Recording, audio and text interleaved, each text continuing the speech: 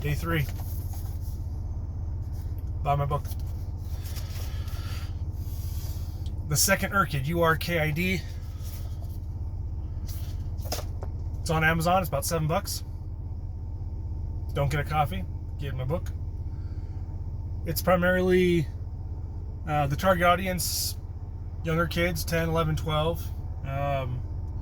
or even kids who are just starting to read chapter books. It's very simple, easy read, but some adults have read it and some adults have liked it. So, get one for yourself if you want a easy, enjoyable, wholesome, fun adventure. Now that I'm trying to get into this realm of writing, entertainment, through the media of authorship, media of books rather, I have to ask myself, why do I think my words are good enough for somebody to take time out of their day and busy schedule and dedicate time to read those words that I put on paper? Why? Are my words any better than someone else's? And I'd have to say no. But there's still a reason why people read stories. And I think it has to do with man primarily being a social creature. Man loves telling stories, and man loves hearing stories. There's a part of every single person, I think, that can relate to a story. And perhaps it's because every single one of us has our own story that we are writing. And in a certain sense, we can see ourselves in the characters in the story.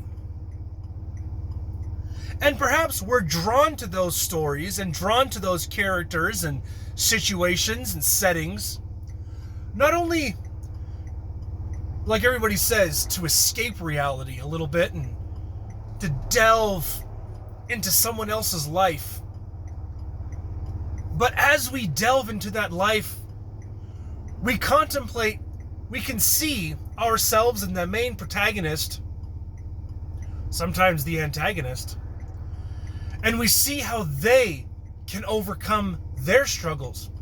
All of our lives are stories.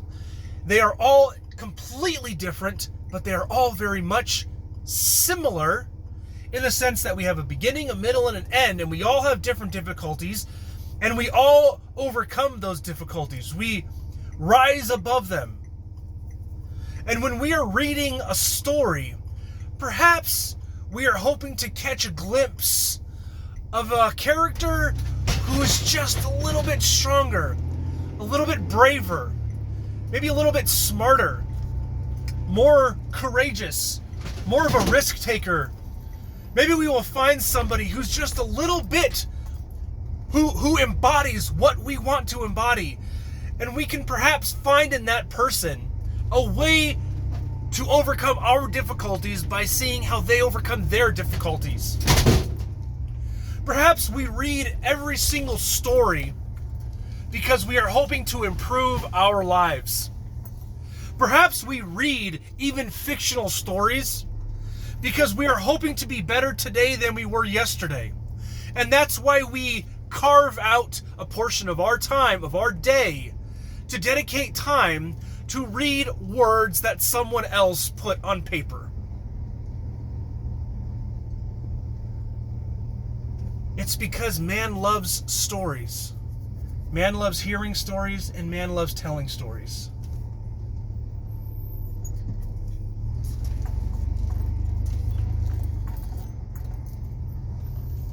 There is something innate in all of us that desires a story that ends with good triumphing over evil. Not even talking about Joseph Campbell's hero's journey. We're talking about just every single story we want it to end with good triumphing.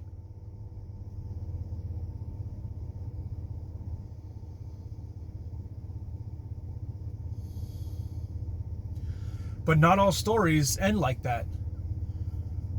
Which is proof that man sometimes just loves the story for the story's sake.